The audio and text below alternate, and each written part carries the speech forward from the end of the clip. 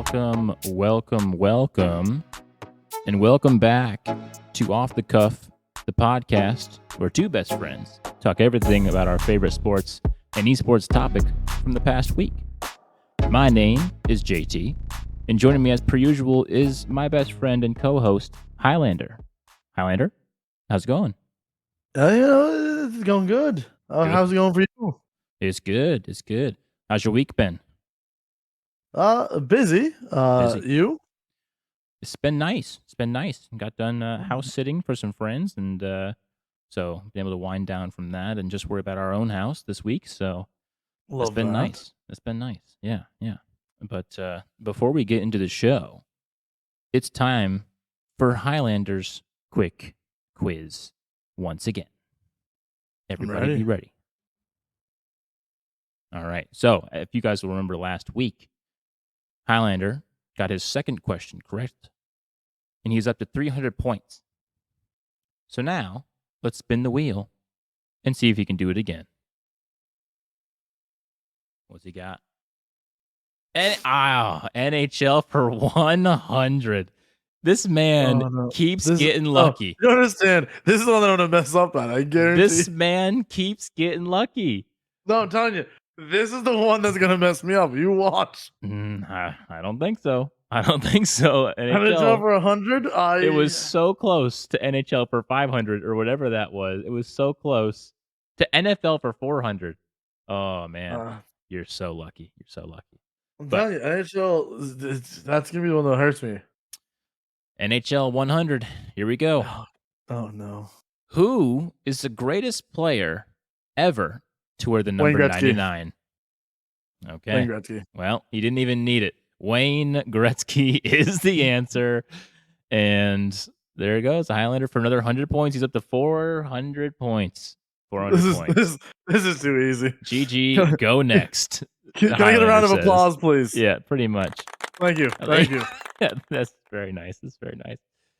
Well, with that anticlimactic Highlanders quick quiz out of the way, yeah, I guess there's nothing really left to do but go into the NFL segment of the show. I told you those 100 points were easy. Listen, I didn't think it was going to be that easy. Well, that was 100 points are for literal fifth graders. But here's the thing. Meant 5-year-olds. Baseball is going to be the one where I won't get it right. I'll tell you, I won't get a single baseball one right.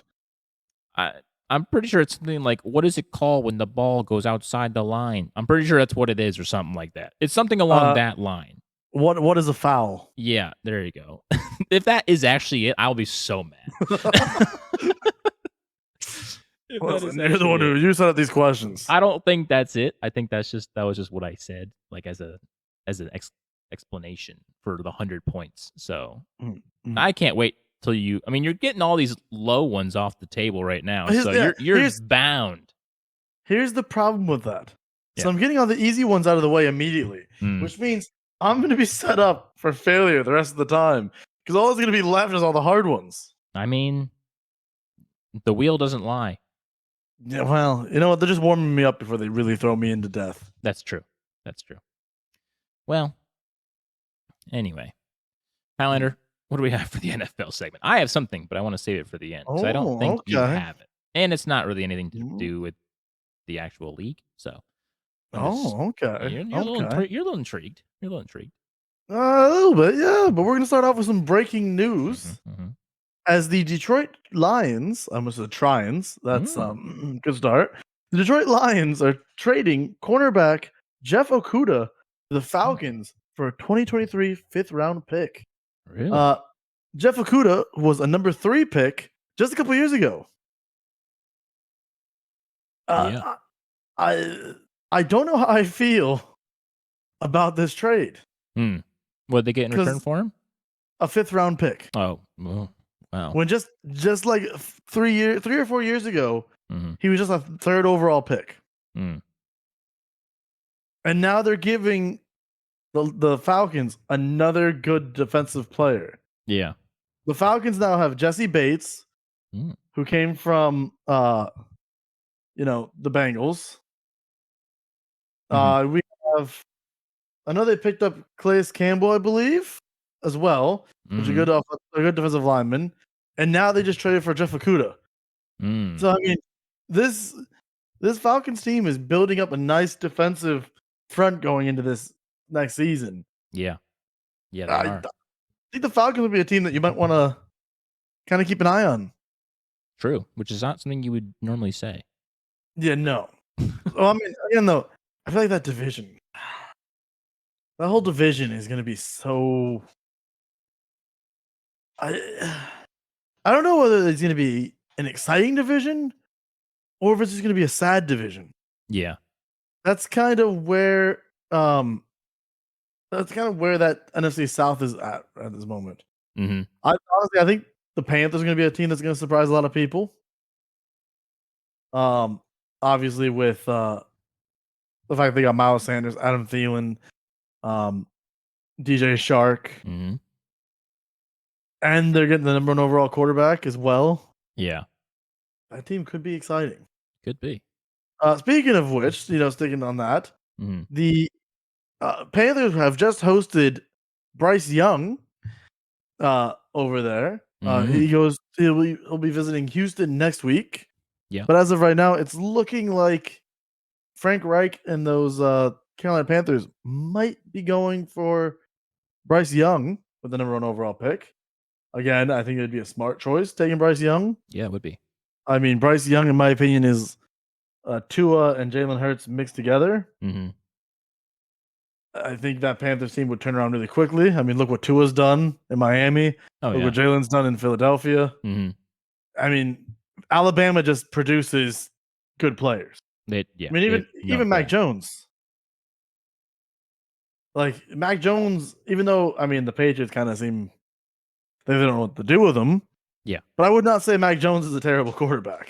No. Another big news signing that happened is OBJ signed a 1-year deal worth up to $18 million with the Ravens. I think that's the Ravens' attempt to try to keep Lamar. Yeah. The problem I have with this is ego. Mm-hmm. We all know how Odell is. He wants to be the star. Yeah. So my thing on this is, if Odell does stay there, if Odell does stay, or not Odell, Lamar, I mean.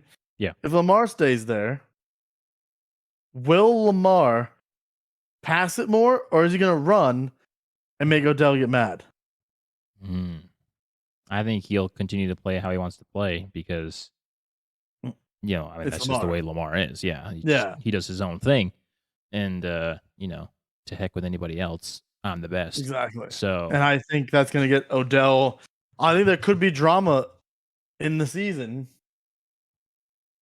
with that. Oh, for sure. And that's the thing that's really that I'm really curious on seeing going down the line. We also have that the Bucks linebacker Devin White recently requested a trade. As of right now, the team does not intend to move him.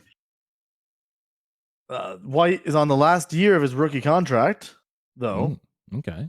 So that's kind of interesting to see that he wants. They just lost Brady. Yeah. I think he's starting to realize that. It's gonna be some years of struggle. Yeah, I don't think he's ready for that. Even though they did just get Baker Mayfield, so true. I don't know if it will be years of struggle. It all depends on how Baker works in their system. We saw two completely different Baker Mayfields last season. Well, one was a team that had no targets. Yeah. Okay, the Panthers are better this year. Right. And I think Baker on the Panthers this year would have been different looking. Yeah, probably. And then Baker on the Rams, who actually had targets. Look, the first day after arriving in LA, he literally arrived there in the morning. Later that night, he had to play. He come in to play and had a comeback victory for them. Right. That man, he has potential, and he has talent around him in Tampa. He's got Chris Godwin, Mike Evans. I'm trying to think of what other. I think they have a new tight end this year because I think they got rid of their tight end from last year. I don't really know that one, but they still have targets around them to where I'm like, can they win the division? Right. Yes. Will they? I don't know, because I think the division is going to be a lot closer than a lot of people think. Yeah, I could see it. I could see it. Other than that, the draft begins Thursday, April 27th in Kansas City, and will last till Saturday, April 29th. Yeah, I mean that sounds like That'll be that sounds far away, but like only a couple weeks. Yeah, we were just talking about like a couple episodes ago. It feels like a couple episodes ago, but it was actually 4 episodes ago now about, the RLCS Winter Major, which that's coming up later. But and then that happened and it was already done. So like So I mean, yeah, it's it'll flying. be here before you know it.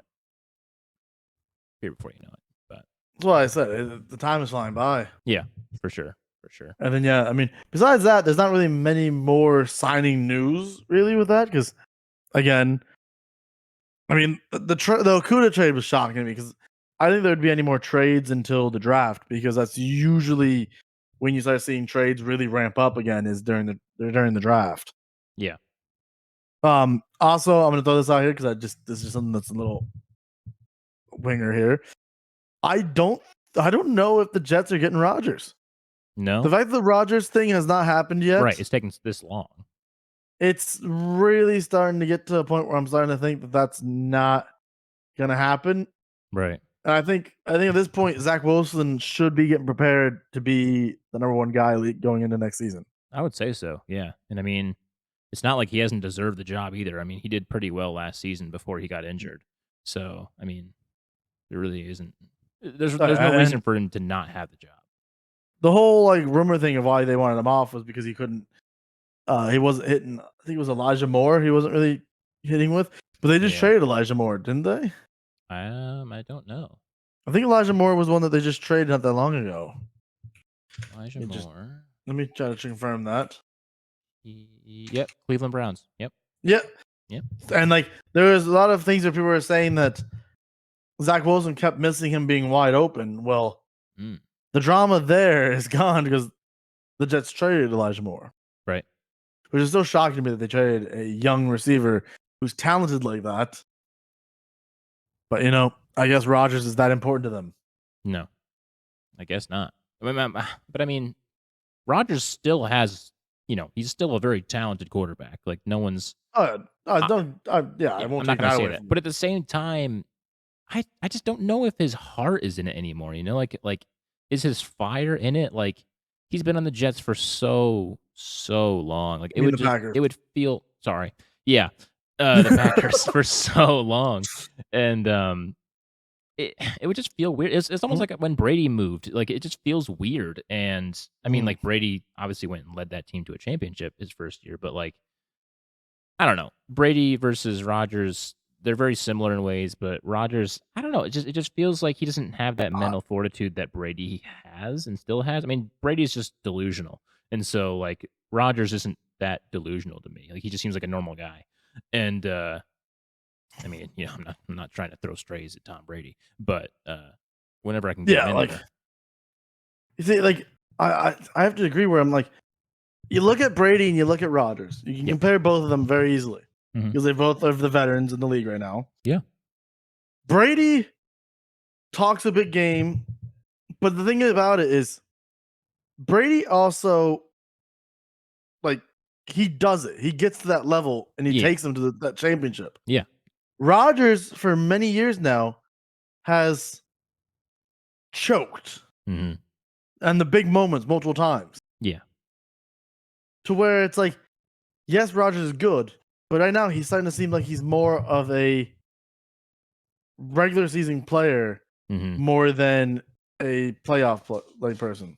Right. He also doesn't he doesn't draw other players to him as Brady does. Like Brady is sort of like the LeBron of NFL. I mean, like some people say he's better than the LeBron, which I would agree. But like in terms of his notoriety and like, especially because I just saw a video recently that was shared of when they were going up against the 49ers, I think.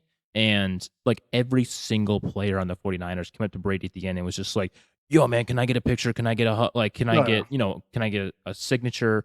I'm a huge fan. And I mean, I bet that happens to Rodgers too, but like Brady with the aura of the greatest of all time around Mm, him, like that brings people in, and it's sad that Rodgers is sort of living in his shadow because of that. yeah, And yeah. it's not going to get any better.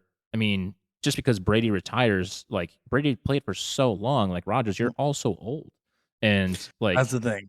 yeah, so it's And I it's it's and sad, I don't know. I feel like the Jets isn't the answer either for him to go and try to be a Tom Brady. Because I right? feel like Because in they're his mindset here, he's thinking, I go to a new team. Brady's not in the league anymore. mhm, I can finally shine and be that veteran guy.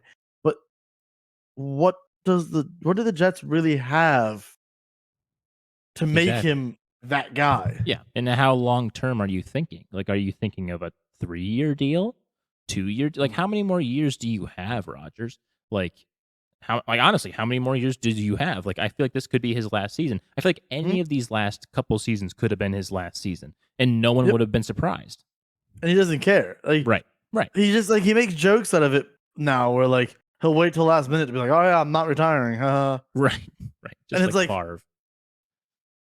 I'm like, I don't understand. Like, do you have do you have it in you to play, Right. or are you just doing this now because you're like it's a paycheck? Yeah. It's a paycheck. It's what he's known his entire life. Like, I bet even like the going away from the game of football is scary. I mean, like people Mm, have said that so many times, it's your entire life. Like from when you're like 5 till mm, now when you're 35, like it's all you know.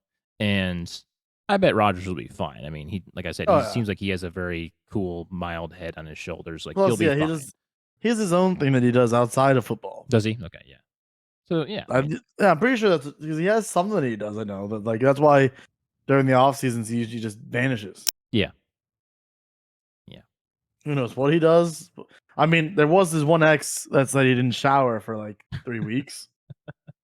Yeah, I well, mean, I kind of the way Rogers is, I actually kind of believe that.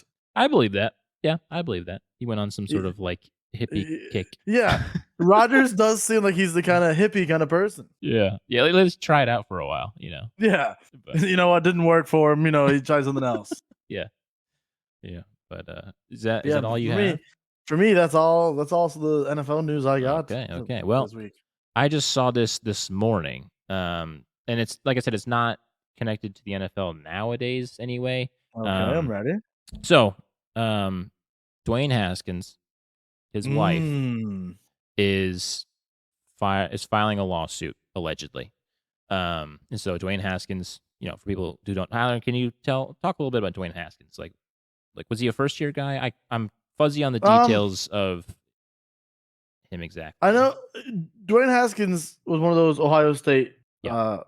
quarterbacks who had a pretty good, I think a pretty good career at Ohio State. Hmm. Got drafted by the Washington football team. Actually, no, I think they were still the Redskins at that time Right. when they drafted him. Hold on, I just want to make sure I get my stuff. Your facts correct. Um, yeah, he was 15th overall in the 2019 draft. Hmm. So they had a lot of hope for him. Um, he ended up having a very bad season Yeah. in which this is one of those times I've never seen this before. Where a top 15 quarterback after one season was dropped. Hmm. Like after his rookie season, Washington just dropped him, Yeah. and then he kind of then went to like I think he went to Pittsburgh Yep. and being like a Pittsburgh backup for a bit, and then I remember that he went to I think it was Miami, if I Hmm. remember correctly, to do some kind of party thing. He was Yep. like partying down there, and apparently he was crossing the street when he got hit by a vehicle, if I remember correctly. Yep. Yeah. So that's where I'll pick it up. He was partying um on that faithful night a year ago now. It was pretty much a year ago, April 9th of Wow. 2022. Um it so he was partying. He had a blood alcohol content of 0.24, which is just absurd. Yep. Um and so his wife and those who are filing the lawsuit are saying that he was drugged on the night of his death Oh. in an alleged blackmail and robbery conspiracy. Because apparently Oh. his expensive watch was missing, as after he died. So like there's the Oh. robbery part, but Um, so this lawsuit is attacking like 4 individuals, 2 restaurants, a golf driving range, and a hotel, uh, as defendants connected to the alleged conspiracy. And honestly, I mean, like seeing that, I saw this on Twitter, and like everyone was just flaming this woman, his wife, for filing this lawsuit because I mean, as you say, I mean, he was partying, he was very drunk. They found ketamine in his system, and so like he had a lot. Yeah, so he was hit by a garbage truck, I believe. Um, and so there's fuzzy stories of him just crossing the street and not making it before he gets hit, or of him just darting onto the street randomly and getting hit. So I don't exactly know what's happening, but so they say that it's believed that he was targeted and drugged as part of a blackmail and robbery conspiracy. Now, is that possible? Yes, but 100%. to wait a year later to do this, like, I mean, people are flaming, the wife because they're saying like, she's running out of money. This is just trying to get this Yeah. cash grab, trying to, cling on to his I money mean, as long as possible, which is possible. But at the same time, grief is a real thing, and like yeah. it doesn't just take you a minute to get over the loss of your husband. Sometimes you want to. I mean, revenge is kind of the wrong word here, Right. but you kind of want someone to pay, Mm-hmm. kind of a thing. Right. And Right. I feel like that's where she's at right now, where she's like, I've lost my husband. Someone has to pay for this. Right. And Yeah, that's got to be the she's caught more on this crazy conspiracy thing that she's got going on. that's gotta be the most frustrating thing for her because, like, there's absolutely nothing that she can do, or so she thinks before this lawsuit comes out. And, like, lawsuits aren't free either. So, I mean, like, she's definitely spending money for this lawsuit, and she must believe in it. And it's so sad because, on one end, could this be a cash grab? Yes. On the other hand, is this probably just a grieving widow who's just trying to cling on to anything she can to explain the death of her husband? Yeah, Probably, because she wants and answers. exactly, she wants answers, and especially if someone spins her this yarn of this conspiracy and, like, she's gonna believe it because why wouldn't she, 100%. I mean, why wouldn't she? Especially because his watch was stolen. Like, why wouldn't she believe that this was something more sinister? And, Yeah. yeah, so here, Well, I right mean, here, the ketamine watch and the watch could have been norketamine. stolen earlier at like an earlier time during the night. That's the crazy thing about Yeah, it. yeah, yeah, so he tested positive for ketamine and norketamine, drugs that are used by medical professionals as anesthetics, but they also have been known to be used recreationally. So, could he have been drugged? Yeah, I probably think he just had a crazy night. Yeah, And here's the thing, is he was in Miami, yep, and Miami is known for their drug culture well, they are. down there. So, when you look at that, I mean, again, I would like to sit there and say that the wife has something going, Right. but I hate to say it, but I think that it's gonna be one of those situations where he just got too wild. Yeah, He and I went mean, too crazy. even in the courtroom, this is going to be such a hard case to prove. Mhm. Like, I mean, like, I You don't would know. need so many people to say that they saw some suspicious things Yeah, happening, and you're not gonna have that. You're just yeah, not. You're not. right, right. So All this is sad. all this is gonna do is gonna cause more pain. Yeah. Oh, for sure.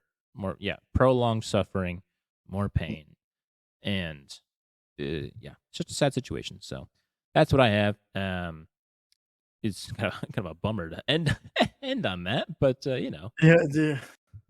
it is what it is. That's the news. We're just reporting it. And yeah, so we'll see what happens. I don't know when any of this is supposed to happen. That it was filed last month.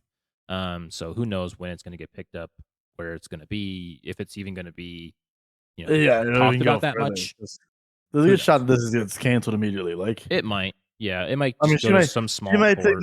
she might take this to a lawyer, and the lawyer's gonna tell her, "No, I don't think this is a good idea." Well, no, I mean they already filed it, so I mean Oh, well, never it's in mind. The the lawyer, works. Yeah, yeah, it's well, filed, but I'm not sure exactly because it's a big name, NFL yeah, quarterback. I mean, like, is it gonna be picked up?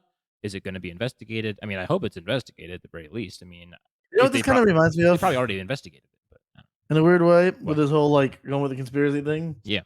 This goes back to like years ago before the draft, when that one Hawaiian linebacker supposedly had a girlfriend that passed away, and then it came out that like that whole thing was a farce just for him to get publicity.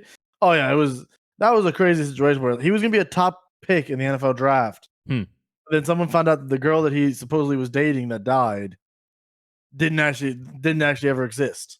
Oh, wow. It was just a made up story just to make him like popular kind of thing. And I'm like, I feel like this whole conspiracy of he was drugged for robbery is just it's gonna go. It's gonna put like it's gonna put Dwayne Haskins' name in bad light. Oh, for sure. Because I mean, like, what kind of people must he have been associating with to even be at risk of this? You know, like that's like mob stuff. You know, like gambling mob bosses, like that kind of. That's what this reminds me of. Of course, it could not be that, but I don't know. It just yeah. I honestly forgot that Dwayne Haskins existed until now, and so yeah, to be brought with this, being like, oh yeah, Dwayne Haskins was a guy. It's just out of nowhere. Yeah, and then just like, oh, yeah, this is messy and sad and just a bummer. So yeah, that's it for the NFL segment.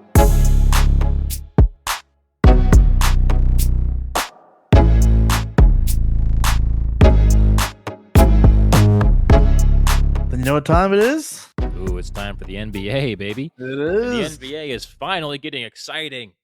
Is it? It is, yes, because all the games are over and the playoffs are cemented. And actually, the first play-in games are happening right now. Yeah, right now. Yeah, it's end of quarter one. I just seen. Yeah. Yes. So, Atlanta's winning. Yeah, Atlanta versus Miami, and yes, that play-in game is going on right now, and that's very exciting. So yeah, just pop over to the bracket, the play-in tournament bracket, and what we have here are the cemented, teams in the bracket. So we have the Heat and the Hawks, like we just said, are playing right now. We might need a little zoom in here. Little zoom in. That's a good call. It's a good call. Just a little. A little. How about that one? How's that? Is that pretty good? Oh, that is fantastic. Thank you. Cool. Yeah. So Heat and Hawks are playing right now. That's happening. And then tonight we have Lakers Timberwolves, I believe. And then coming in the 9 and 10 spots for both conferences, we got Raptors versus the Bulls. We have the Pelicans versus the Thunder. And OKC made it. OKC did make it. They actually kicked out. They kicked out Dallas. They kicked out Dallas. Wow. So the Mavericks did not make it for the first time in Luka Doncic's career, I believe. Luka Doncic is not in the playoffs. I can't believe that. I want to say a couple weeks ago, I literally said I can't believe OKC is not going to be in the playoffs. Yep. And you know, OKC took that personally, apparently. Yeah, pretty much. Shai Gilgeous-Alexander said, "Let me put this team on my back, and let's get there." But yeah, so Dallas is out, and there's a lot of talk about their offseason already. Like I said last week, Kyrie not wanting to stay, and apparently there was rumors about Luka not wanting to stay either, but he debunked those. Okay. He said, "I'm very happy in Dallas," and I mean, one analyst called him a Carmelo Anthony type of just being out of shape and not really that focused on the goal anymore, just kind of enjoying his role as the guy.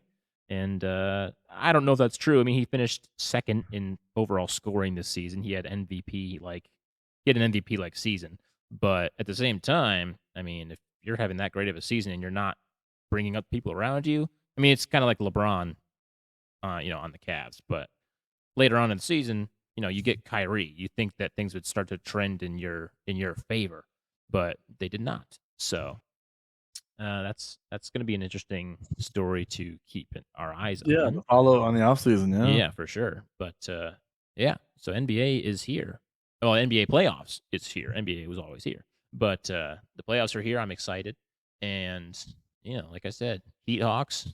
My Hawks made it to the 8th spot, so I'm happy about that. We get at least 2 bites at the apple of the. And as of right now, The Hawks are pulling the upset after quarter one. Okay. Hit us with the score right now. Hold on, let me unfull screen this. And right now, actually, the start of the second quarter, it's 40-27 Atlanta right now. Okay. That's not bad. Especially Yeah, against a hot Heat team as of late. So Atlanta is they want it. yeah.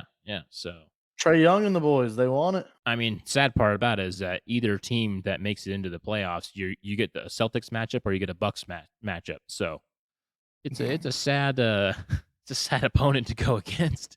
But yeah. So and then on the other side, Pelicans, Thunder, Lakers, Timberwolves. Either of those teams will be facing a first matchup against the Nuggets, or will be facing a first matchup against the Grizzlies. And I just realized that. Yeah, so the Hawks win this. They're going straight to the Celtics. Straight to the Celtics. Yeah. To the Celtics. Hawks. It's been fun seeing you Hawks, but it's not going to last long. I don't know about that because I feel like if any team, well, not any team, but I feel like if any of these top high seeded teams are vulnerable, I would say it's the Celtics. I don't know why. Obviously, they're second for a reason, but and I haven't watched a lot of Celtics games this year, or like any, I'll be honest. But I don't know. It just doesn't seem to me like they're that cohesive of a group. I don't know. Like the 76ers, yeah, I mean, maybe not as cohesive of a group either. The Cavaliers, like I said earlier, shocked me just because how well they're doing, post anything LeBron in the past 20 years. But I don't know. The Celtics just seem vulnerable to me. Like they could be upset worthy, Okay. And, my nose is itching on me. But I don't know. I don't know why I think that. I just do. Comparing the two second seeds, Grizzlies versus Celtics, I feel very strongly about the Grizzlies over the Celtics against whoever they play, So I don't, like I said, I don't know why I have that. I don't know why I have that, but I'm just curious to see if the 76ers will follow the Philadelphia trend and make it to the finals. Maybe. Again, like I said, so far, what was it, 3 different sports? Mm-hmm. Philadelphia has made it to the finals, losing all 3. Yep. Being the first team city to make it to 3 different finals and lose every single one. That's besides the point. That's going down in the history books. I mean, at least NHL doesn't have to worry about that because the Flyers, they're out. Oh, they stunk this season. Yeah, they did. But yeah, I mean, honestly, that's really all I have for the NBA. I mean, just an update on that. It's playoff time, baby.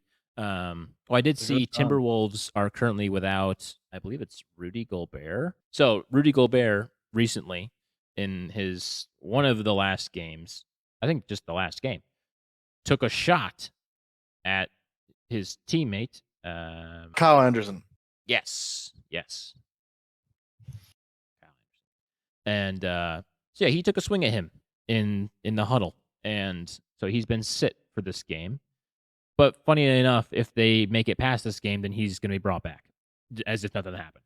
So I don't know. I think their teammate. I mean, I think their chemistry is shot. I don't know. If they somehow win against the Lakers, I feel like they're not going to continue far. I would like to see the Lakers continue further. Actually, I would like to see them face the Grizzlies. I think that'd be a good matchup for them. I mean, LeBron and AD it's always a scary matchup, regardless of how well they did or did not do in the regular season. So, yeah, that's really all I had. Were you going to say something? No. Okay, I thought you were. But I was just observing the bracket. Yes.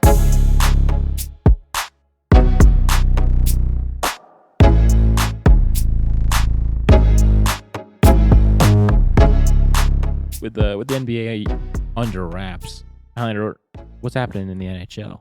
Playoffs are not quite here yet for the NHL, but NHL the playoffs should be soon. Next week, actually, a week from today. Because I'm pretty sure, if I remember correctly, I seen that they said that the playoffs are starting the 18th, which is literally a week from today. So that's exciting. Excellent. So do teams have like one game left? There's about some teams have 2, some teams have 1, other teams have 3. Okay. So yeah, we're nearing the end of it. On the east side, there's only 2 spots remaining. On the west side, there's only 1 spot remaining up for grabs. Which, if I remember correctly, let me go on my notes here. I was a good boy. I did my notes. Yeah. The Florida Panthers in the East can clinch tonight with a win. Okay. And the Winnipeg Jets can clinch the last spot in the West with a win tonight as well. With a win, okay. Let's have a look at what's going on here. I know I said Florida Panthers. They play. Oh, Winnipeg's winning 1-0 in the first period. So Winnipeg playing the Minnesota. That. Yeah. So Winnipeg so far is winning, doing the thing they need to do. What was their team? Did I pass the Florida Panthers, or am I just Panthers? I think the Panthers play tomorrow. Then yeah, they don't play tonight. They don't play tomorrow either. What? When do they play? The 13th. Oh, yep, 13th. I just want to point out that literally I looked at the news thing on the headlines, and it said Jets and Panthers can clinch tonight. You tend to get screwed over by these. You know what it is? What if someone else's loses? Is that what it is? Pittsburgh plays tonight, so I guarantee you, if Pittsburgh loses tonight, they clinch. That's probably what it is. Pittsburgh. Because Pittsburgh this is game number 81 for them. Yep. And so that's what it is. They're tied 0-0 right now. End of the first. Yeah, Penguins. That's what it is. I guarantee you, it's if Pittsburgh loses, Florida clinches the spot. Yep. All right, well, there we go. Look at that. We solved it. Boston's on a power play. Speaking of Boston, just a couple nights ago, they broke the wins record. So props to Boston for that. I'm pretty sure, if I'm correct here, Boston is only one win away from breaking the points record as well. Yes. So Boston's having the season of a lifetime, as they are now up to a 6-game winning streak. That reminds me, I need to do this for the Boston boys. Yep. I'll allow it. I hope that. Did you guys hear that? They might not, because it's played to me. They didn't. Yeah. Hold on. It was golf claps. Don't worry. I think they can hear it if I do it. Maybe they can do it now.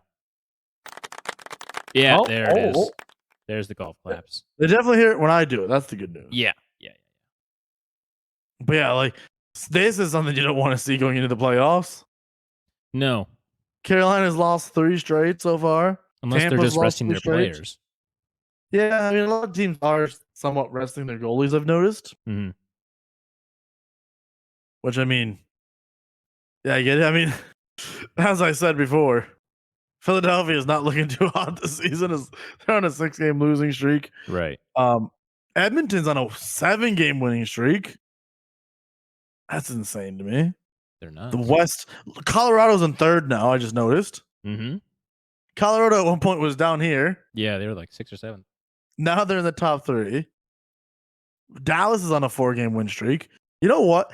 Every single team that's in the playoffs here on the West side is on a winning streak. They're on win streaks. They love That's something you don't want to see. No, well, maybe. Until they face the Bruins. I mean, I'm just hoping that the Bruins don't let this get in their head. True. The whole, record wins, possible record points. Yeah. I mean, this just reminds me of the last time Red Sox won it all. We set records for wins, and we got it done. So maybe it's just a Boston mentality of when you set records, you win. Maybe. I don't know. Maybe. Or they're going to do what Tampa did last time. Tampa tied this record. True. It's a couple years ago. And just get 4-0 right off the rip. Because as of right now, Boston's either going to play the Islanders or Pittsburgh. Right. As of right now. And both those games aren't easy wins for Boston. I mean, it seems like it on paper. I'd rather Pittsburgh. Would you? You'd rather face Malkin and Crosby? Sure. And a lot of veteran championship players. Yes. Over the Islanders, who have, I think, a bunch of young kids, really? Young kids are cracked. I mean, they're insane. I mean, yeah. They're fast. They're agile. No playoff experience. True. Here's the thing. One thing that has always stopped speed is physicality. That's true. and that's what Boston has. True. And that's also why I feel like there's no team here that can really top Boston. Right. Because I feel like Boston will always be the most physical team. Because that's how Boston drafts. That's just the Boston Bruin. That's just their Bruin staple. Way. Yeah. Like I don't think I've seen the Bruins ever just take someone who was a speedy guy who's not known for hitting. Right. They like to take those two-way forwards who are good at scoring and doing that kind of stuff, but also they can lay a hit on a defensive player if they need to. Yeah. That's what makes Boston so dangerous and why Boston's always been, which is funny because that's what Philadelphia used to be as well. Mm-hmm. And now Philadelphia lost that, and look where they're at. Yeah, well, Yeah, that's basically all the NHL news.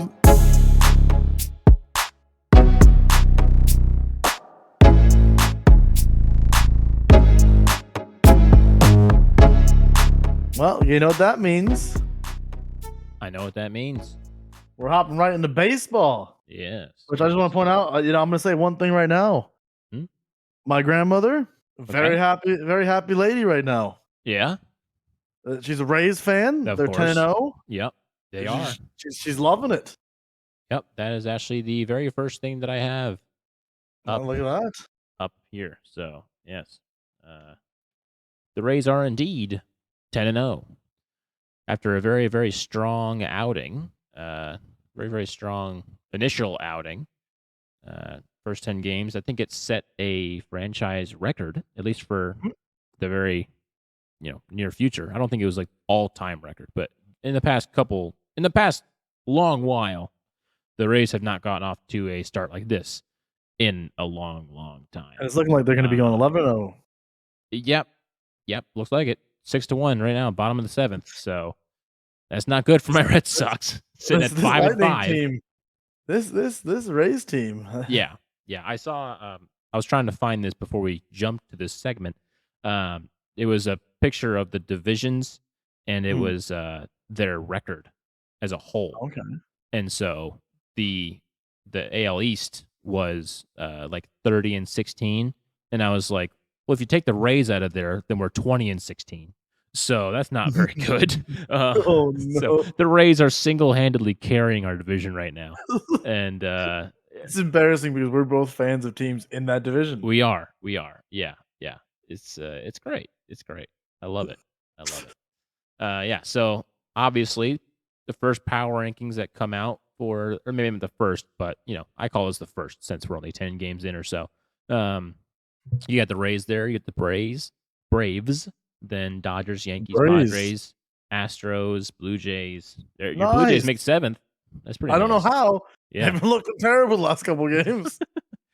Yeah, followed by the Brewers, the Mets, and then the Twins of all people. That's a shocker to me. The Twins actually, but yeah. So those are the power rankings from the top first 2 weeks of baseball, and yeah, I thought I was going to have a lot more to talk about, but there really hasn't been that much. I mean, there's been some pitch clock issues. There's been some questionable calls that have happened on batters and on pitchers, and I know one in particular. I forget who it was, but this pitcher and batter duo was locked into a contest, and the pitcher decided that he was going to fast pitch him, and so he was just waiting for him to make eye contact with him, and then he was going right away. Just boom, boom, boom, boom, and Buddy was caught off guard by it a little bit, and so what ended up happening was he strikes out the guy at bat, and he argues that he wasn't set, he wasn't ready for the pitch, and the pitcher just threw the ball anyway, which should be on the pitcher and not on the batter. So the umps, they're finding some hardships with these new rules, and yeah. So I mean, we thought that might happen with these new rules.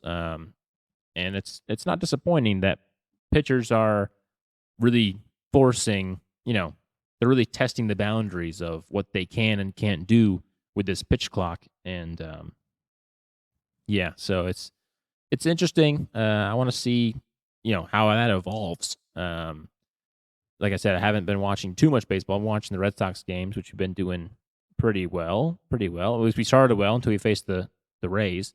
Then we haven't been doing so hot. But yeah, so I mean that's really baseball's back. I mean, there's games happening all the time. So, yeah, early season. There's not much to talk about really, other than how people are doing. So I can take a look here at MLB standings. And currently, I mean, kind of from that power rankings, we have what we have. For the American League, we've got Rays up here at the top of this division, Guardians at the top of the Central. We've got the Rangers at the top of the West. Right behind is the Angels. And the Astros are right there as well, which is funny because the Astros were ranked pretty high in that power ranking we just saw. Over the national side. They started off pretty bad. Yeah. Over on the national side, we've got the Braves up here, which honestly is a surprise to nobody. I guess Philly, they were in the World Series last year. By the way, you're not showing anything on the screen if you're trying to show it.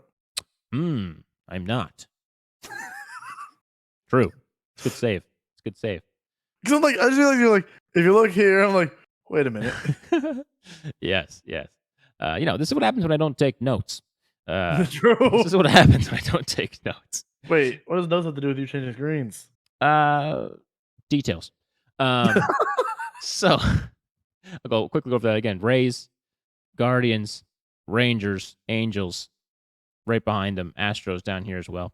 That's what you just missed. Then we have the National League. Braves up here, 7-4, followed by the Mets. I mean, all these are going to be pretty close, early season and whatnot. Then you have the Brewers, followed by the Pirates. The Pirates, honestly, have surprised me a little bit. I don't know why they surprised me. Too. Yeah, I don't know why they surprised me because we played the Pirates, I think, in our second series, just 2 games, and they smoked us. They absolutely blanked us. They're beating Houston right now, 4-2 in the bottom of the 8th. Yeah. So Pirates are coming out pretty hot, which, like I said, surprises me, but it shouldn't surprise me because I feel like I'm surprised by the Pirates every year. Yeah, I feel like the Pirates are one of those teams that you always expect them to kind of be a bottom team, right? But then somehow they always get these surprise wins that you don't expect. Right, exactly.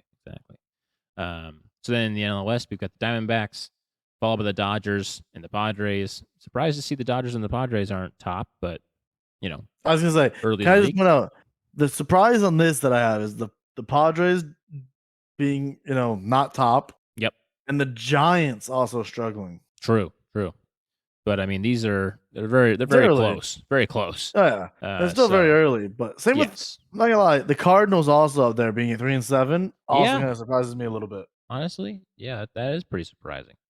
Do they have the lowest? Nope, they don't. Tigers are at 2-7. Athletics are at 2-8. So they don't have the lowest wins, but they have the 3rd lowest wins, tied with the Royals here. So honestly, the best division is looking like the AL East. I mean, thanks to the Rays with their 10-0 perfect start, but even the bottom team, we're both 5-5. So I was gonna say, yeah, we're both even. There's no team under 500. That division looking kind of scary, looking dangerous. Anyone could end up last, honestly. And that's what's scary about it being the division that has our teams in it. Yeah, exactly. It's not like we have a division where our team's definitely in the playoffs. Fantastic. Right. No. Right. This is the most stacked division in the entire MLB at the moment. So, I think that division used to only be like a 2-way battle for the longest time of just Red Sox and Yankees. Oh, now, for sure. It's, in my opinion, I mean, I'd say Baltimore is the weakest one in that. But even now, Baltimore is starting to step up. Baltimore's been the weakest for a while, but like I said, last year when Red Sox were last, I mean, the Red Sox have had their stints of doing really well one year and then being bottom the very next year. So, I mean, we are no strangers to being at the bottom, but more times than not, we're at the top, near the top. So, for like you said, for a while there, it was Red Sox, Yankees, with the occasional Rays trying to make a bid. And so the Blue Jays coming on strong, and now the Orioles coming on strong. So just a very tight division, and I like it. I like it. It makes the person coming out of that division that much more dangerous, because they have to play these guys all the time. So you're playing good teams all the time. And so that's how that works. That's how that works, in case you didn't know. If you play good teams, you become a better team. The more you know. The more that needs to be a soundboard. Anyway, that's going to do it for the baseball section of the show.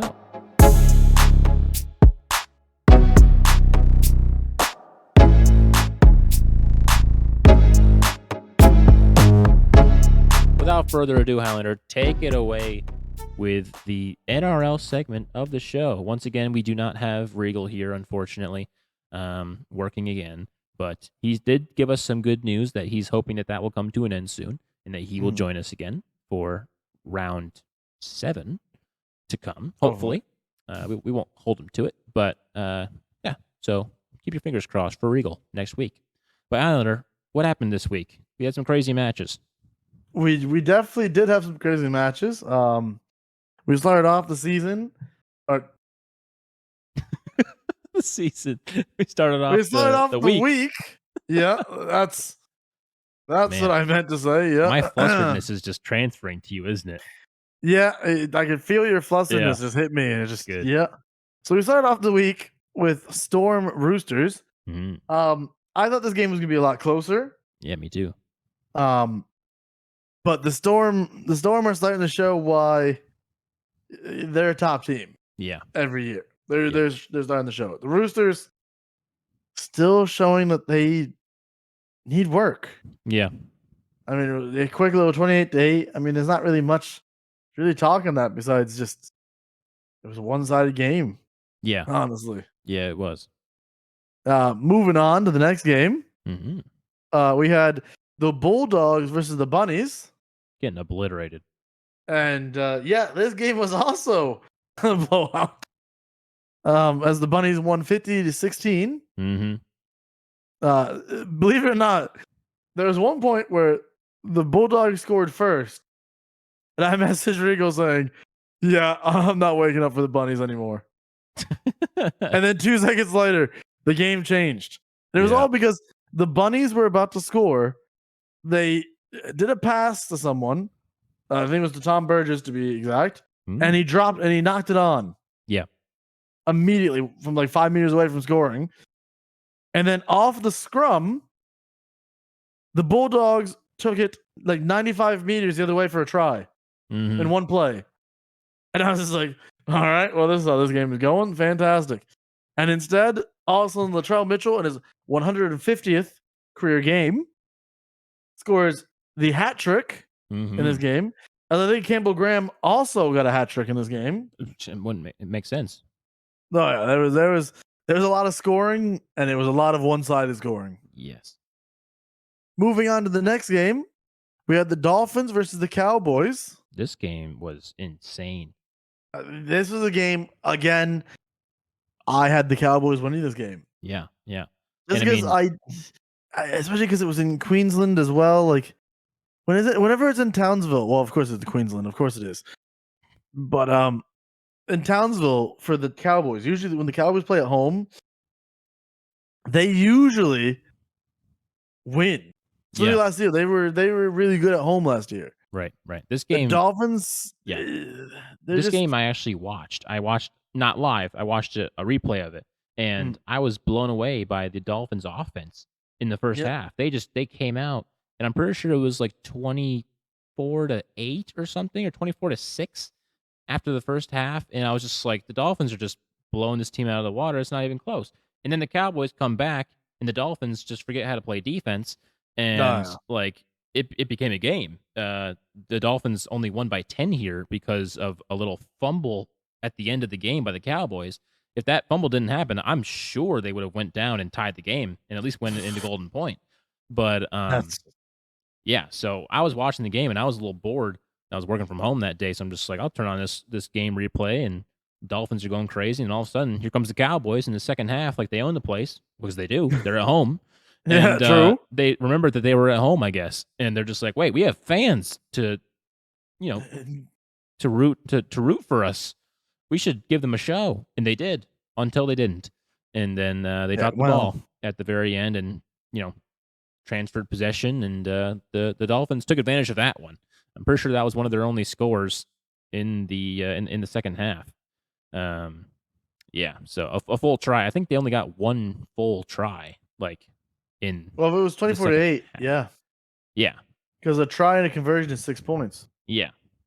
Yeah. So I think they did get what's it called? A field goal? Is that what it is? Oh, yeah. I think they did get one of those as well to extend their lead to a full try, because it was like. Or was it a penalty kick? It might have been a penalty kick. Now that you say that, I'm kind of, like I said, I was working at the time, so near the end, I was like, oh, they get some extra points here. That's good. But yeah, they were just a try and a converted. Was it a converted try when you get all 6 points? Is that what it is? Is that what it's called? Yeah. Converted try. Yeah. So they were just a converted try away from tying the game. The Cowboys were, and like I said, they should have done it, but they ended up dropping the ball on the kickoff. One kickoff? I don't know exactly what happened, but the Dolphins kicked it off to the Cowboys and they dropped it. You never want to do a knock on. You never do. No. So yeah, that was a crazy game. That's a crazy game. Moving on to the next game. Another crazy blowout of a game, which, I mean, I'm pretty sure Rigo and I both said that we could see the Eagles making this a competitive game. Yeah. Well, I think Penrith is back. Penrith is back. I mean, the last 2 weeks, they've just blown out their opponents, and it hasn't been close.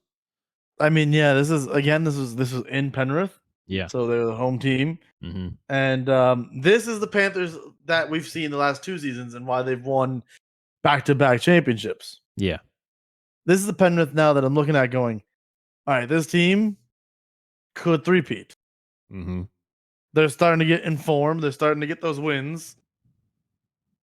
This is a Panthers team that's scary. Again, it's scary. There's not really much to talk about in this game because, well, 44-12. It's just yeah. Wasn't a close game. It was a blowout. Was that 2 converted tries? Is that all they got? I believe so. Yeah, probably. Versus the 6 that the Panthers got or something? I just know, fantasy point wise, this was not a good game for a lot of players with Manly. Not good. Going to the next game. This was the shocker of the weekend right here. Yeah, yeah. The Raiders went into Suncorp and beat the Broncos 20-14. Absolutely wild. I didn't watch this game, but I saw that they won, and I was like, how's that possible? I woke up, seeing the score of this game, and went, the Raiders upset? Excuse me? Literally. Especially something like the Broncos, the way they've been playing. What did they do? What, they had to fumble it at some, they fumbled the bag in this game somehow at some point, because again, this team has been dominant in every form of the game. 100%. Whenever you watch the Broncos the past games, they've dominated offensively. They've dominated defensively. For them to lose 20-14 and only put up 14 points against a Raiders team that, in my opinion, they should have destroyed,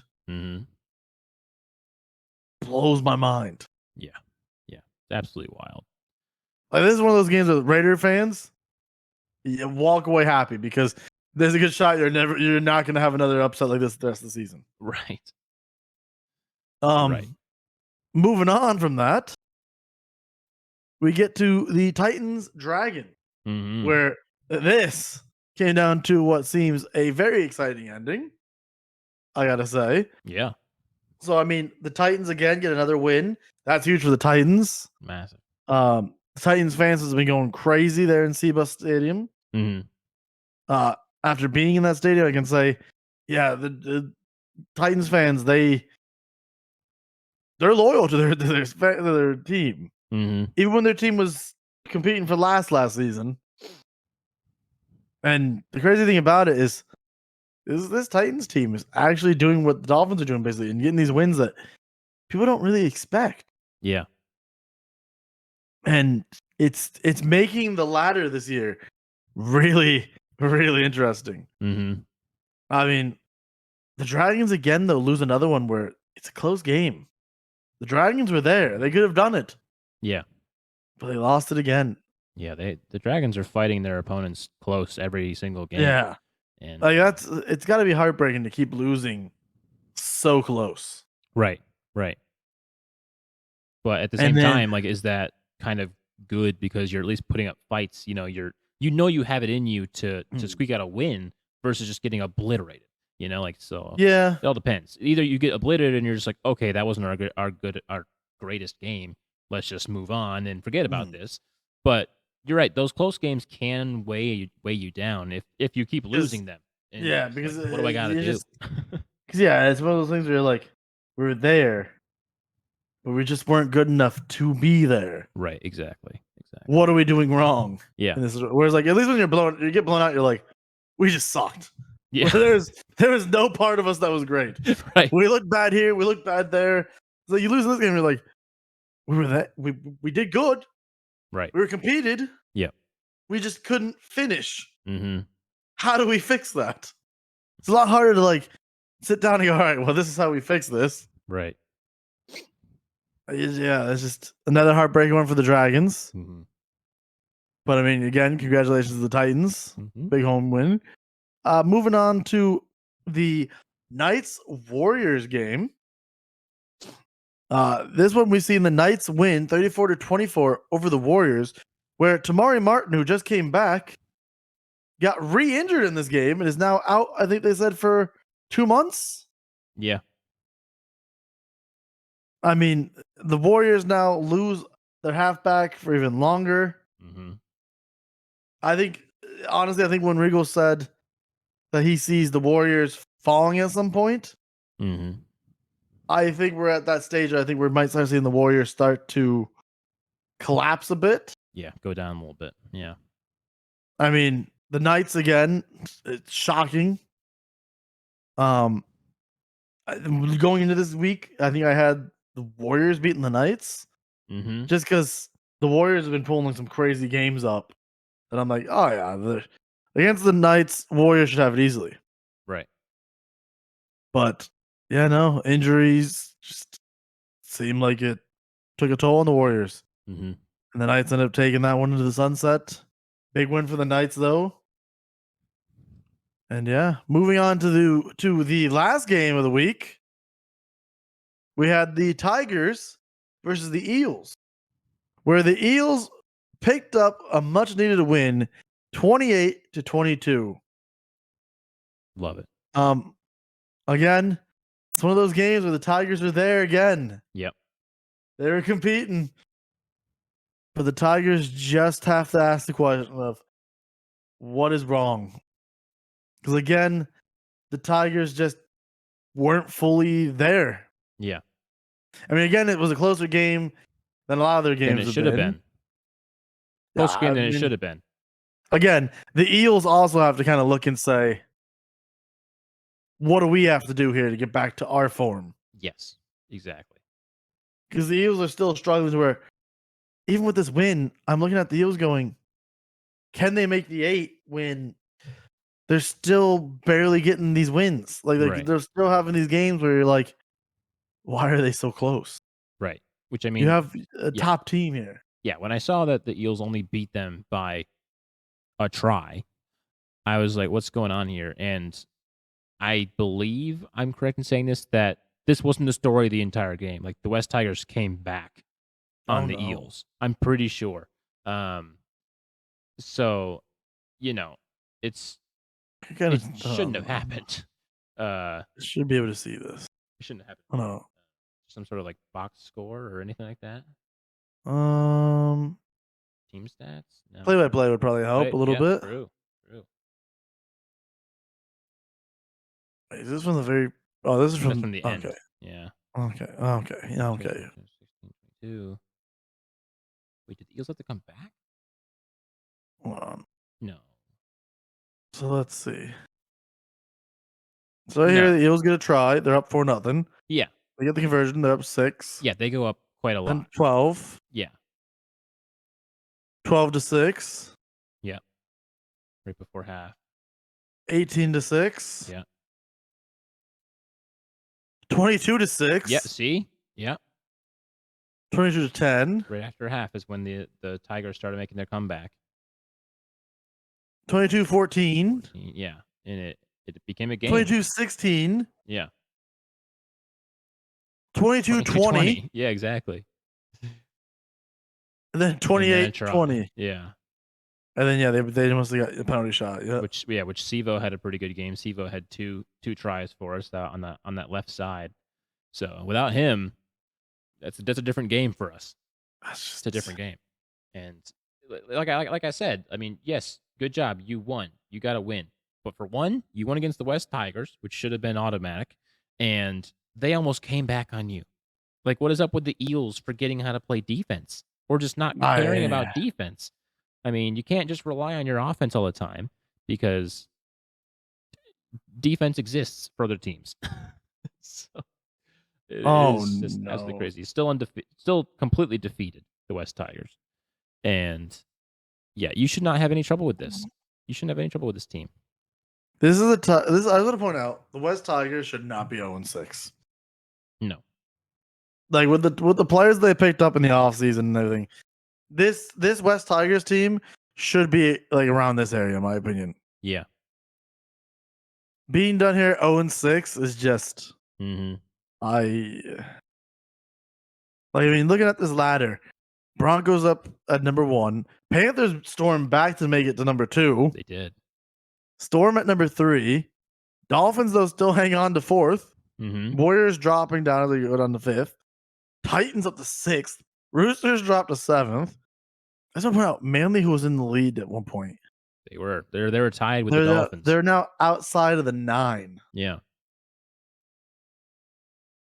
Like, that's just something you don't expect. Yeah. No, you don't. Especially like look at their points for and points against. Yeah. Super close. Whereas like look at their team like the Bunnies and the Sharks. Mm-hmm. Teams who have scores lines that you're like, oh yeah. I mean, look, the Roosters. Mm-hmm. They're in the 8 with that. Yeah. Getting completely outscored. But winning when it matters, I guess. They're not really putting up many points. I think they're the only team that has. Nope, never mind. Never mind. I was going to point out them and the Tigers.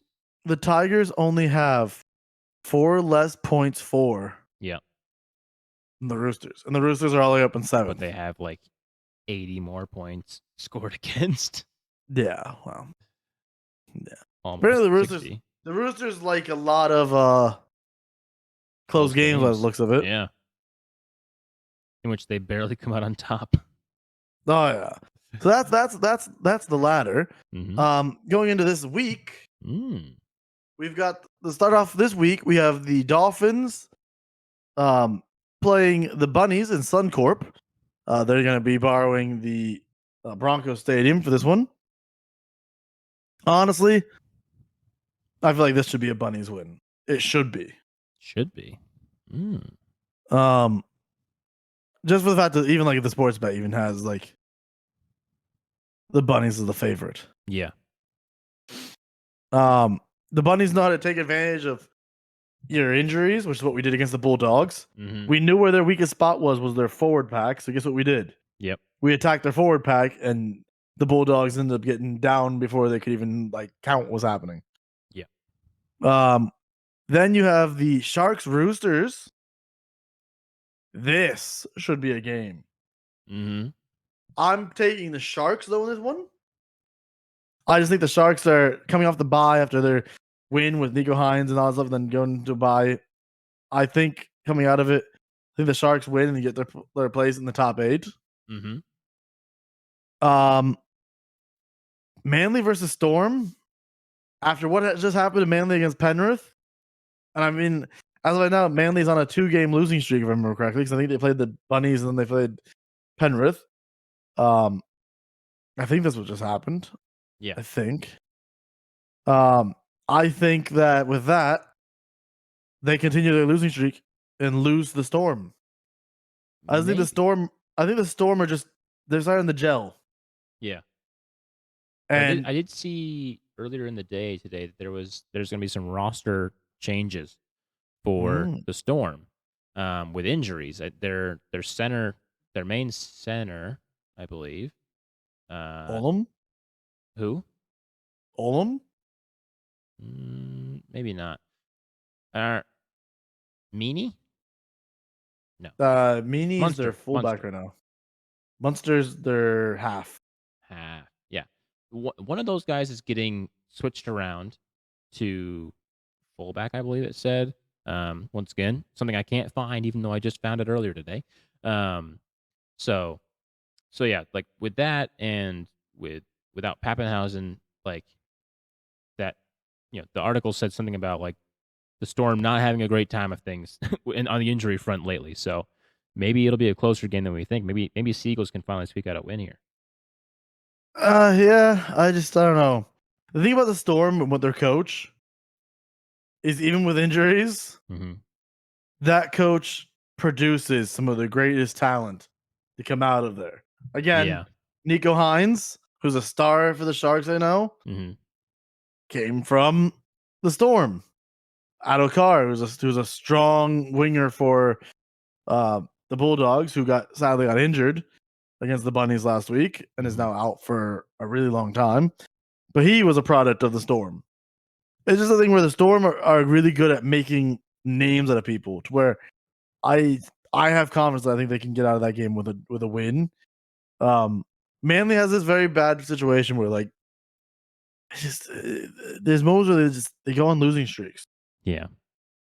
And I think this is the one where it just continues. I think it will be a close game, but I think Storm pull it off in the end. Mm-hmm. Warriors Cowboys. The Cowboys get Nanai back. Yep. This is also in New Zealand, Mm-hmm. so it's a Warriors home game. I was gonna point out the betting odds tells you how close the betting Very people think close. that it's gonna Yeah. be. I feel like with the Cowboys being a full healthy team Yeah, I feel like Cowboys get this year. and the Warriors not being a full healthy team, Yeah. I think the Cowboys pull off the win there. Mm-hmm. I would agree. I mean, again, the Warriors could shock me. I just don't see it. Mm-hmm. I think that they've already shocked us enough this season. I think it's I think back that's time for them to go back down. Knights Panthers. Well, Panthers are going to destroy this. yeah, I think we know how this is gonna go. Maybe not destroy, but they should win at least. At the very least. I think we might see Nathan Cleary get another 100-point fantasies. I mean, we saw that. I mean, we thought that from the Broncos too, but then they lost to the Raiders. Yeah, but at the same time, the Panthers last 2 weeks with their destruction. Right. Once the Panthers get in gear, they really do play like no other team. Yeah. And that's the thing that's really scary. And I think this is the week where they really push the Broncos to the limit of like, we're here, don't mess up. Mm-hmm. And speaking of which, Speaking of the Broncos, we get this rivalry game in Seabus Stadium. Yeah. Broncos versus Titans. Now, every time this game is played, it's always a really close, tough game. Mm. As you can see, again, the betting thing says that the Broncos are the favorites. I mean, I would hope they would say that. Should say it. I have the Broncos winning this. Golden Point? No. Hmm. I have the Broncos just winning this. Because I think it'll be one of those things where I think the first half will be close. It'll be one of those games where they're hitting each other. They're, not really scoring much. Maybe a couple tries in the first half. But then I feel like the second half is going to be one of those games where the Broncos just do what they always do this season. Just run wild on the second half. Or, to be a pun here, they're going to gallop into the try zone multiple times in the second half. Now, there's your one pun for the day. Thank you. I think this is going to be a Broncos victory, but it's going to be a Golden Point victory. Golden Point victory. Long okay. Golden Point victory. Long, okay. Mm-hmm. Nearly a tie, but I think Broncos are going to pull it out in the end. Oh, okay. This game is a toss-up, I'd say. Yeah. Raiders hosting the Dragons. Coming off that big win against the Broncos. The Dragons are a team that keeps getting those close ones. They keep getting those close losses. Mm-hmm. Can the Dragons turn those close losses into a win finally? This is going to be more of the same on the road. Dragons. But I think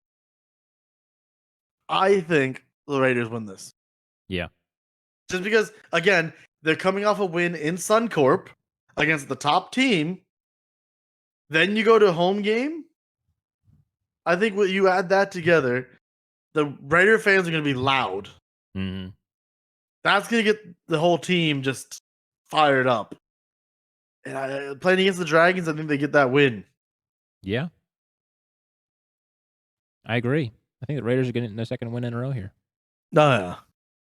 And then the last game of the week, the Eagles get it again. The Eagles will host the Bulldogs.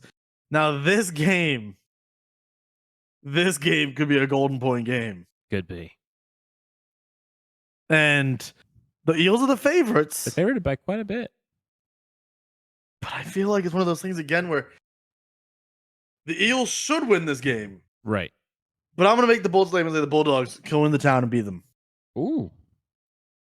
Golden point. Just because I do feel like it could go to golden point. I just feel like Matt Burton is starting to build up a little confidence with the Bulldogs recently. Mm-hmm. I feel like the Bulldogs themselves are starting to feel a little bit more confidence with themselves. Even though they just lost to the Bunnies badly. I feel like this is one of those games where they got to come out here and go, we got to look at that 50-16 loss. We got to push that behind us. Right. We got to move forward. Make a statement. And remind everyone who we are. Mm-hmm. And the way the Eagles are such a pushover team. Such an up and down team. I feel like the Bulldogs win this, but it's going to be a tight game. Right. I mean, especially if the Bulldogs come out and they're physical, like they have been at the beginning of this season already. Like, it's not going to go well for the Eagles because, like I said, our defensive prowess just is not there, especially early. Like, it just isn't there. Or some point of the game, it's going to go away. Our defensive presence, whatever one we have, is going to go away, and it just depends on how much the Bulldogs capitalize on that opportunity. And if they either come back to win or they just pull ahead in a deficit that we can't come back from, that just seems like that's the way the Eels have gone this whole season. So, I mean, here's the thing. Like I said, is it going to be a close game that could be a golden point game? Mm-hmm. Or it's a close game all through the first half. Second half comes out, and because it was close in the first half, the Bulldogs just run wild in the second half and just blow out the Eagles in the second half. One of those two things is going to happen. It's possible. And that's why the Eagles need to play top notch, I think, in the first half to make the game close. Yeah. Because if this game ends like 8-6 at halftime, I feel like Bulldogs are taking it in the second half by a lot. Right. Because the Eagles, for some reason, like you said, just crumble. They just shut down in the second half. But then again, though, the Bulldogs have done that a couple times too, in the second half. So these are both teams that do, for some reason, shut off a little bit in the second half. Yeah. Because there's been a couple times where the Bulldogs are blowing out a team, and then that team comes back in the second half. It makes it closer than it should be. That's why I think this game will be close / possible golden point. And then, the West Tigers are the team with the bye this week. They get their bye. They get to sit down and not get beaten by anyone.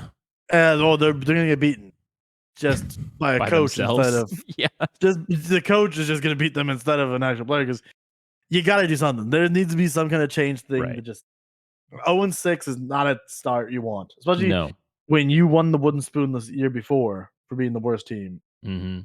There's no way you should be competing to win the golden spoon or the wooden spoon, not the golden spoon, the wooden spoon 2 years in a row. Especially because last year was the first time the Tigers ever won the wooden spoon. And now they have a chance to win back-to-back.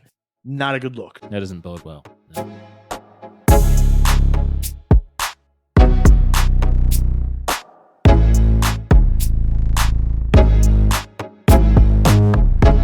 I think it's time for the eSports report.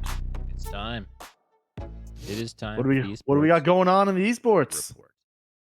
Well, in eSports, what we have going on is a lot of finals going on. True.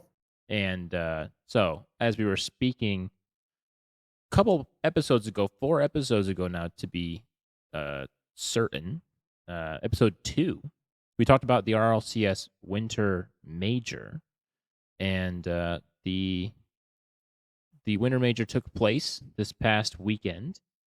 And I mean, it was a crazy weekend of Rocket League in which we saw Carmen Corp take the victory over FaZe Clan. And if you also remember, from from that episode 2, Highlander and I called this happening. We called this happening. Not entirely calling it happen, but we called it that it was going to be a Carmen Corp FaZe final. Let's check this out. But my early take for this winner of the Winter Major, I think Carmen Corp comes out and they take this. Carmen Corp. I mean, they're always sort of there in the conversation of a really good team and winning stuff in the RLCS as of late, and so I think they can come out and take this. Yes, and then Highlander went on to say right after that he thinks FaZe Clan is going to go and win it, and I said, yeah, that could be the final. That could be the final. It could be Carmen Corp versus FaZe Clan, and that's what it was.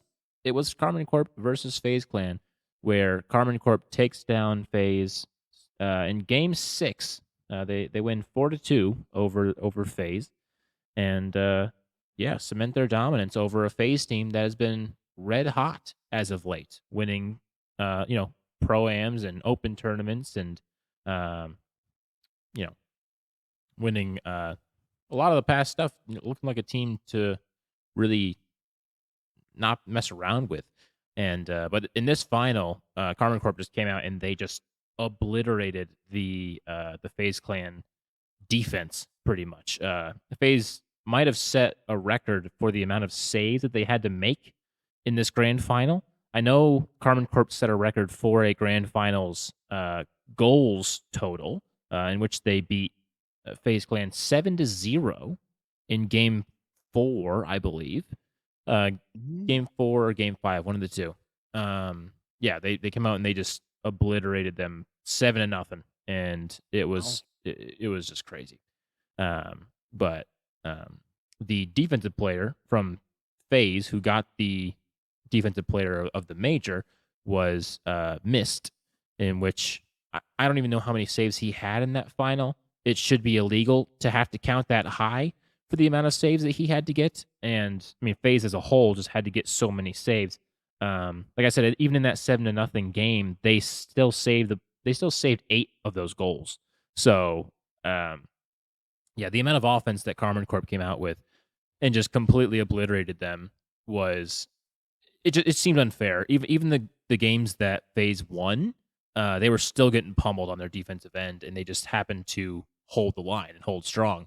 In those games, Mist, the defensive player, was the factor in which he had like 5-6 saves, and he was just everywhere on that goal line. So, really good grand final.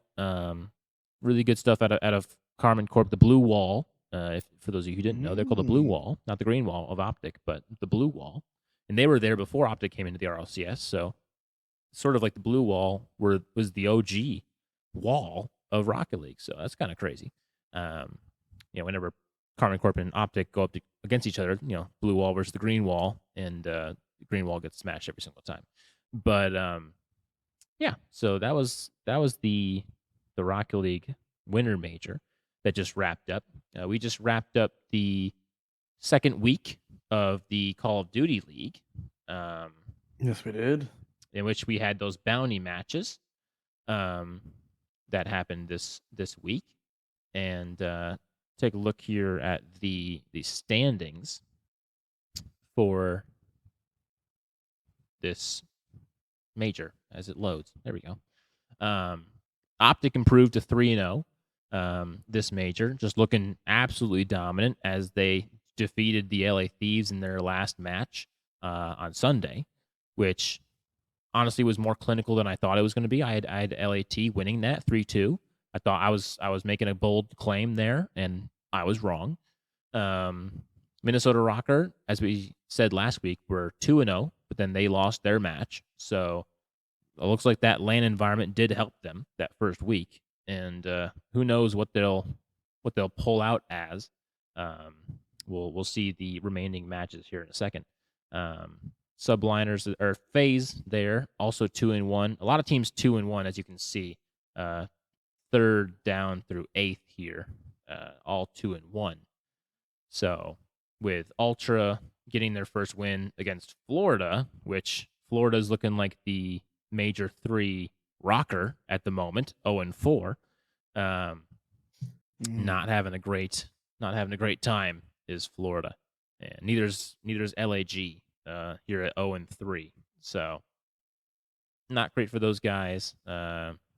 Just a rough couple majors for them, honestly, and I don't think they can do much to stop the bleeding. I mean, like we said last week, Vickle came in for Havoc, and that hasn't gone to plan.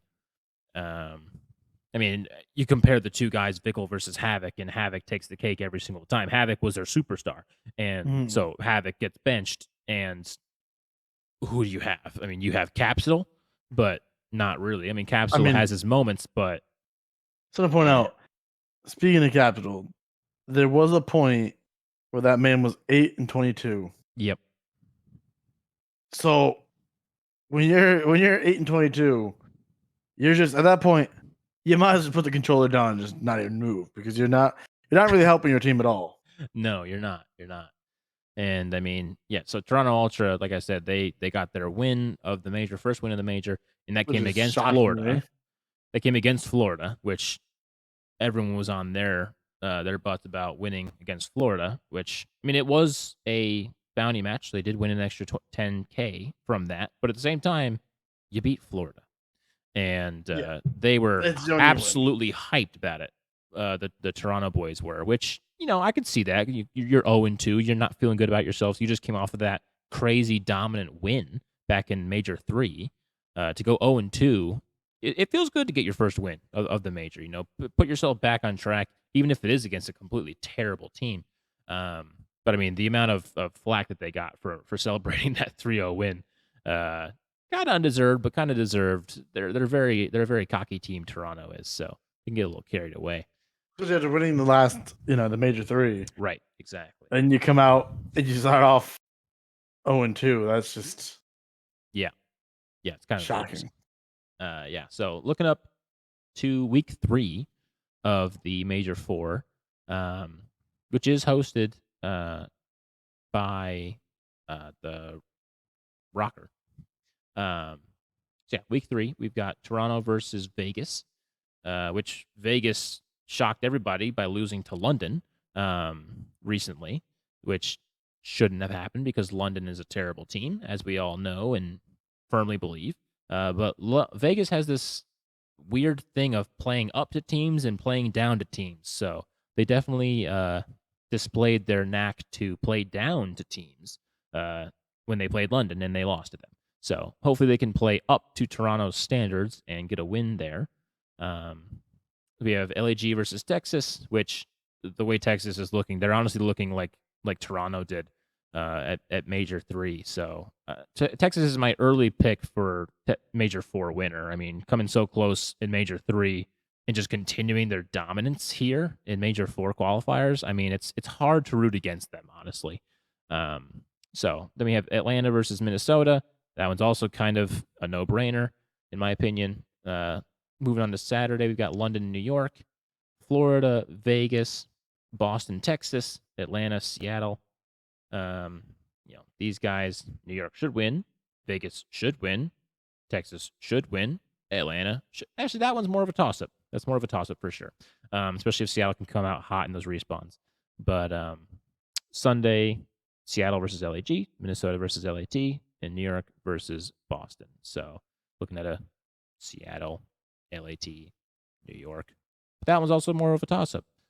So also big news coming out.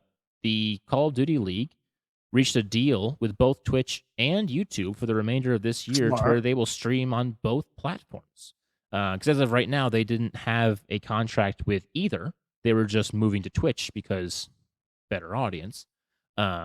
So now they are back on both platforms, which is nice because you're not losing the fans and the viewership of Twitch, but you also get a better viewing experience over on YouTube if you want it.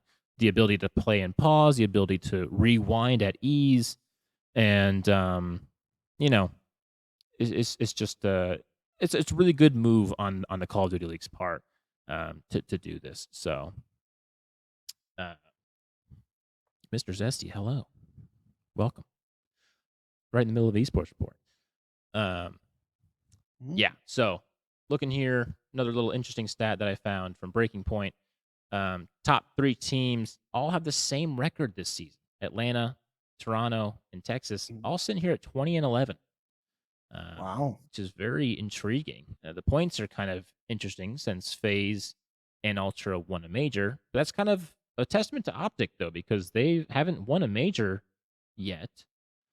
But they're still hanging in there, which is why I feel it's just either this major or next major. I don't care which. Optic is winning one. I really believe that, and it just seems inevitable. I don't know the way that they've been playing as of late. So I know you have the Overwatch stuff up, Highlander. So I do. If you want to take us through the Overwatch portion of what happened. Fantastic, and I got this. Mm-hmm. So this past weekend we had the Pro-Am playoff part, I guess you would call it. We started off with a Florida Mayhem versus London, where the Mayhem won 3-0 to stay undefeated at that moment. We had a shocking upset with Toronto beating Boston. Me being new to the Overwatch League, I didn't know it was an upset, but coming from a lot of the casters and stuff, this was indeed a shocking upset to see Boston lose to Toronto. We then had the Houston Outlaws beat the San Francisco Shock 3-2. And then another upset was the Gladiators beating the Atlanta Reign 3-2. Yeah, that was a sad showing from Atlanta. A lot of people said that they thought Atlanta was going to win that one. They should have.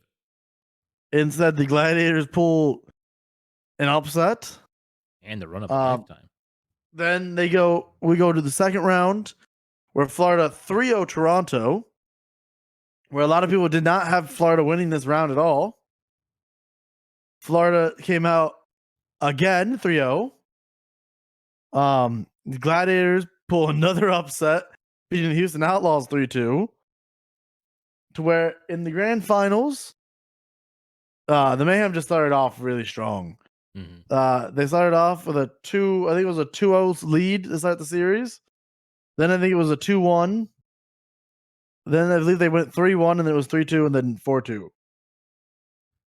But yeah, the Florida Mayhem take the Pro-Am, the first tournament of the year.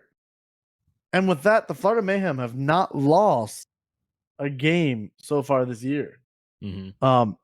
As people who have been here know, when we first started talking about going for, to cover the Overwatch League, JT said he was going. He's an Atlanta Reign fan. I am, and I decided to choose on the spot of a team.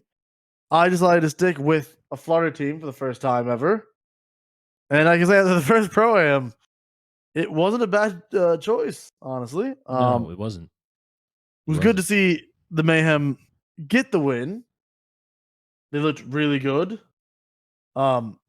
Someone, great tank. The way he just dives onto the opponents as Winston is just, the whole team together just looked amazing. Yeah. So I'm excited to see what happens as the year goes on. I'm not quite sure when the actual next full, do we know when the next actual thing begins? I'm not sure. 'Cause I know that the Pro-Am happened. Yeah.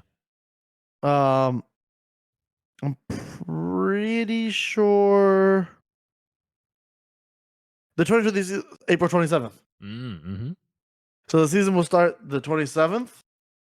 So I'm excited to see what happens with that whole situation we're in. Obviously, there's a few Overwatch teams that didn't compete in the Pro-Am. Mm-hmm. So it'll be interesting to see once everyone's competing and seeing how things go. Again, looking at this craziness, this year so far in Overwatch, they changed a lot of things up, so it's a little bit more confusing this year for new people. Mm.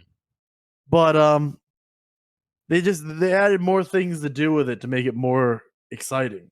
Which Yeah. I mean, as an esports person, we all like when esports gets more exciting and it's not just the same old thing over and over again. Right. Like I like the fact that they allowed teams from just randomness to compete to have a chance to play against the top teams. Yeah, I like that. I mean, sadly, none of them did super fantastically. But of course, do we really expect a team to come out and go up against one of these like top pro teams and do great? I mean, I don't think anybody really expects that. I mean, they're pro teams for a reason. Mm. But yeah, I look forward to following the rest of the season up on that. The Pro Am was an exciting thing to watch. And yeah, anything else esports wise there, JT? We had some Halo news coming on. Okay. Halo news in the fact of uh, like a schedule actually coming out, which Okay. I'm trying to pull up, but it's being very Mhm. annoying right now. But I know that there are a couple of majors planned. I know there's an Optic Texas major coming, and then they have it all the way mapped out until like June, July of 2023 for the World Championship, maybe August actually, Mm. the World Championship.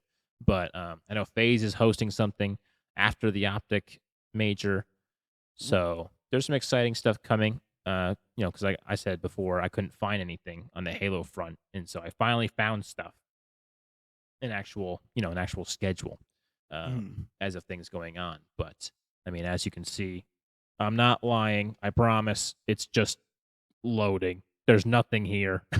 It's loading and thinking, and there's nothing I can do about it. I think the site might be down, but yeah, that's how that's gonna work.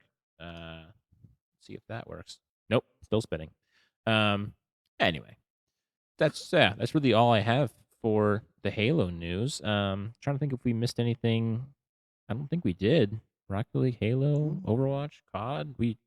We checked all of our Yeah. boxes. I Yeah. mean, next week Highlander will have a League of Legends recap that will be given to him and shoved down his throat and given him no chance to deny it. So look for that coming next week for all of you League The of good Legends well, fans. the good news is I'll have a nice little script written for me, so You that'll be will. nice. Yes. I'll end up sounding professional, like I know what I'm talking about, Right. even though I probably will not know anything of what I'm saying. All you But you gotta know do is what? look into the camera and look pretty like you always And yeah, do. and say it with chest. Exactly. For all I know, I could get thrown into like a curveball, and the script might say something wrong on purpose to make me look like a fool. You But never know. again, I say it with confidence. People will believe me. They It's will. Yeah. You'll be like, you know what? Faker, he's trash. Absolute trash can player. And don't even everyone's know who like, that yeah, is, you're but right. yeah. He's like one of the best in the world. Oh well.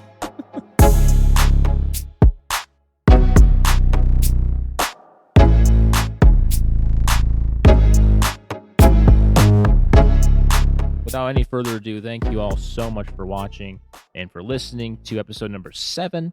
Had a great show, and we hope you've enjoyed it. If you did, feel free to let us know that you enjoyed it by liking this video on Spotify. Video is on Spotify, so I'm not crazy, but video is on Spotify and on YouTube. If you like this and you're watching on YouTube, feel free to like the video, subscribe to our YouTube channel, and hit that bell to make sure that you always get notified as to when we upload new edited versions of the podcast. Feel free to check us out over here on twitch.tv/offthecuffpod, where we go live with this show every single Tuesday night at 7:30 p.m. Eastern Standard Time.